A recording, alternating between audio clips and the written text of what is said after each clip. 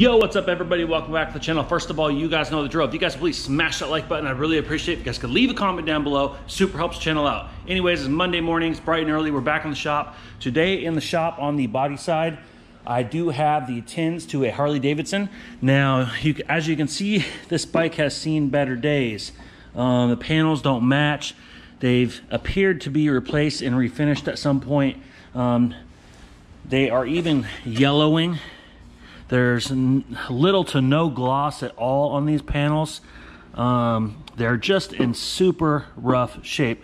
This rear fender actually looks to be aftermarket to me because the finish of it is very, very rough. We're gonna have to apply some good high build primer. I can see some divots that have been painted over and stuff. So we are gonna apply several coats of high build sandable primer to get this rear fender to look a little bit better and to be a paintable surface.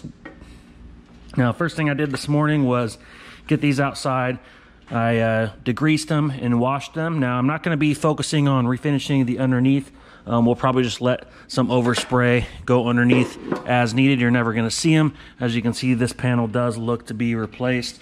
It is very rough shape, but that's okay. We're not going to be painting the underneath. You're never going to see it, but we are going to just kind of let the overspray just kind of flow in there. Now, I did want to wash and degrease them so we can make sure no dirt gets on our exterior surface. Now here is the tank. Tank's a little glossier, as you can see. You can actually see some gloss on this versus this, but at some point this has definitely been fixed up. I can almost see some pinstriping that's probably been removed. We are going to be removing these stripes.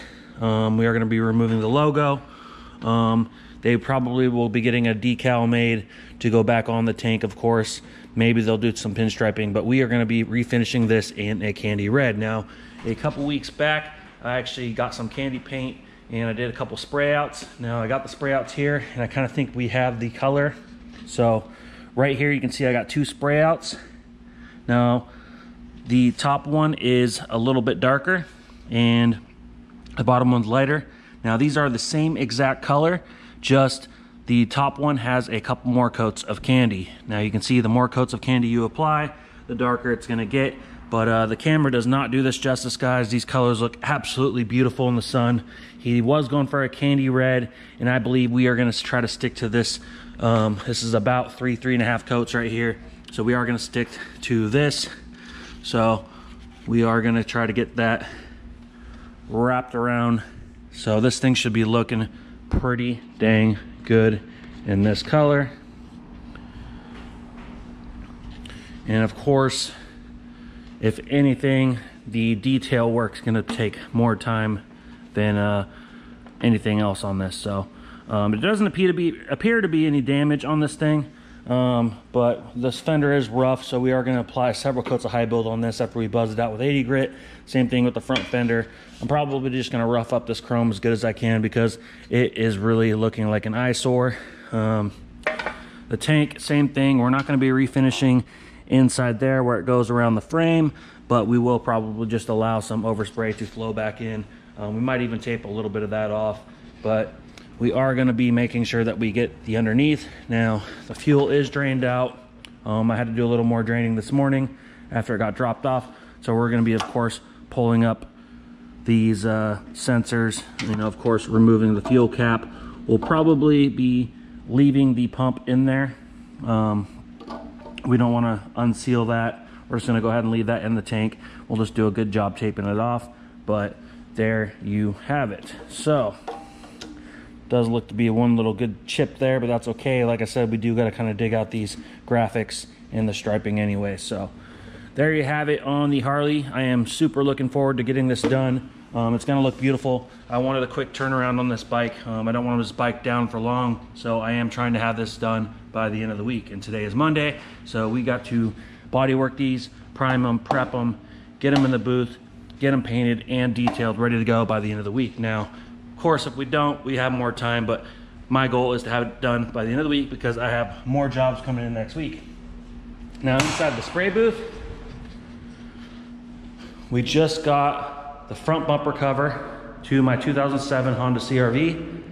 Now this is just the upper half. My upper half is still technically good, but it had a few divots and scratches, and somebody had refinished it anyways, and it didn't really match anyway. The color that I sprayed on the wing a couple weeks back looked pretty good. Wasn't dead on, but I thought it was a better match than what was on the front bumper. It was either repair the front bumper, but I just decided to get a new one. They're cheap enough. You pull them out of the package. I did a 600 grit wet sand on this, and then I did a little red Scotch Brighting, blew it off, a couple zip ties on a stand, got it in the booth. Now, when you get these bumpers, this is an aftermarket replacement. This one is a Tony Yang bumper. A lot of times, even most bumpers will come with an instruction notes, and I believe it says to, yeah, it says right here, to use a scuff pad or 1,000 to 1,200 grit sandpaper. I think that's far too fine. Yes, that does work, but I do like to use a little coarser sandpaper to get a rougher bite. So I usually use about between 600 or 800 grit, and I use a red Scotch Brite to scuff these things up. So that way I do have a little more of a mechanical bite, but we also are going to be applying plastic adhesion promoter because these are flexible bumpers, and we definitely want to make sure that our paint sticks. And it is probably going to see a lot of abuse from bugs and debris, rocks, stuff like that going down the highway. So anyways, we do have the upper half there. We also have the lower half. Now, I ordered this in a kit. It was about $200. Came with a brand new upper half and a brand new lower half. And I also, an additional add-on, I got the fog lights and some LED bulbs. Now, I've already got the LED bulbs inside the fog lights. I showed you guys that in a couple vlogs ago, but these are pretty much going to mount once the upper and lower section get together. These fog lights will mount with just some screws that it came with right there, and then a couple more mounts up here on the upper half of the bumper once it is attached. Now, it also came with new wheel flare arches.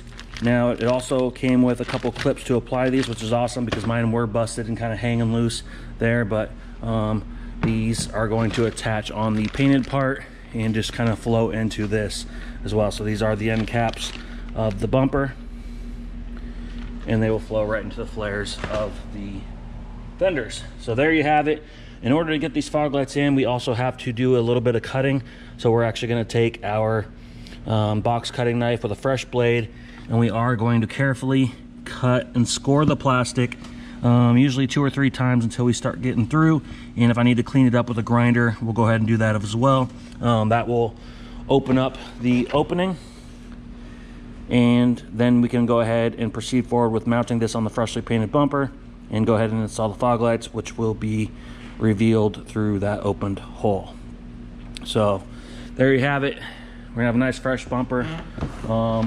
Excited to get this on because I've been driving around for a couple months with missing half of the lower portion of the bumper, and it just kind of looks like a hoopty. We still need to get wheel liners for the left and right side, as well as an engine lower splash shield. We are gonna get those here shortly, but one thing at a time. So anyways, I'm gonna get to work. I got the bumper prepped. I'm getting ready to flip the booth on. I'm gonna get in there, spray, and as soon as we're done with that, we're gonna finish up the day with some body work on these panels. We're gonna go ahead and work that rear fender, buzz out that front fender, remove the graphics on the tank, and get everything ready to get in the booth. And if we have any time today, we're gonna go ahead and apply some high build primer to those panels. If we don't, we'll go ahead and do that tomorrow, because at the end of the day, we also have a Nissan Altima coming in for a trunk lid replacement. Now, I already fixed the ding on the trunk lid. It's already spot primed, but there is a ding on one of the fenders that we are gonna be repairing as well. So we do have to do a little priming on that, which if it's not gonna be here today, till the end of the day, we won't be able to do that until tomorrow. So if we don't get to the priming on the motorcycle today, we'll go ahead and do that tomorrow. But I'd really like to get it done today, because it would be really nice to use our time tomorrow to do a little prepping and get a lot of that out of the way. So anyways, I'm gonna get to work and I'll check in with you guys here shortly. All right, guys, we're back. So I've got the motorcycle tins all ready, got them hanging here, got them all buzzed out, hit them with 80 grit, 180, sanded everything out. The rear fender was pretty rough. The tank, I used my eraser wheel, removed the Harley-Davidson logo, and then just took some 80 grit on a DA, since they are clear coated over from the factory. I went ahead and buzzed out the clear coat hard line, and as well as the pinstripe. Switched to 180, feathered everything out, got it all smoothed out, Same thing with the front fender. So I got them all blown off, wiped down. I'm gonna go ahead and get these in the spray booth, and we'll be high building. So I got them all wiped down. We're gonna go ahead and get them in the spray booth and shoot them some high build primer. All right guys, we got that all wrapped up. Jump in the spray booth. And here we are. You can see I just grabbed one of my little jack stands and I just put the front fender on there. It's all in high build. All that black speckle stuff, that is a sprayable guide coat that I use. That's what we'll use when we're blocking it out and sanding it to make sure that it's a paintable surface, everything's smooth. Make sure that there's no deep scratches, pinholes, anything like that. So it's looking pretty good. We'll get it unmasked tomorrow, get all the tape off, and we'll start sanding everything. There's our rear fender. I was able to remove that rubber plug, and it was painted over previously, and I was able to get all the paint off so it's black rubber again, so it'll look real clean once it's all painted candy red to pop that plug back in. I don't like going over previous things like that that have been painted that shouldn't have been. So, and here we go. We are gonna have to pull this gauge and get it either tied up with the tank when we paint it, which is probably what I'll do. I kind of like how I have things hanging here. It worked out pretty good, so we'll probably just pull this gauge up and we'll tie it up with this wire so it's up and out of the way, because we can't pull it out unless we de-pin it. So there you go. And we'll be able to paint the underneath as well. So we'll go ahead and prep the entire tank, even the part where the frame goes. So there's probably not much we'll do within there. I probably will put some epoxy primer in there, and we'll just kind of let it blow in. There you have it. Harley-Davidson, day one is repaired and in high build, ready for prepping. And over here under our intake filters, so this is upwind, I was able to prime those parts downwind without having to worry about getting overspray upwind and get it on my freshly painted bumper cover. But it came out absolutely beautiful, guys. This is definitely the sweet spot for painting in these m-tek booths for sure. I did wet the floor inside and out. I wetted the floor in here, wetted the hallway, and wetted in front of the booth doors. But came out absolutely beautiful. All right, so the lower part of the bumper is here. You can see I was able to get my fog light holes open. Now you can see here is the plugs. I just used a fresh razor blade on my box cutting knife, and I just carefully scored around the thinner part of the plastic, and eventually it took about 2 tries and I was already going through. And then I just took my die grinder and I just cleaned up the edges to have a nice reveal. So there we go. Fog lights are ready, harness is ready, our end caps are ready. But there you go. Now you can see that the fog light is going to be able to seat up here pretty good. I did watch a video of another guy, and it looks like the OEM fog lights, or possibly even some aftermarkets, come with a grommet or like a little spacer that goes here. But we don't have that, so I'm assuming that this just butts right up against the bumper, which is okay. I'm hoping the alignment of the holes is okay, because I definitely want the fog light to be centered in that hole. If not, we might have to do some fudging, but we'll find out as soon as the upper part of the bumper is attached to the lower section. So maybe tomorrow, if I get some time, I will be attaching the upper section to the lower section. And we did get our Nissan Altima dropped off.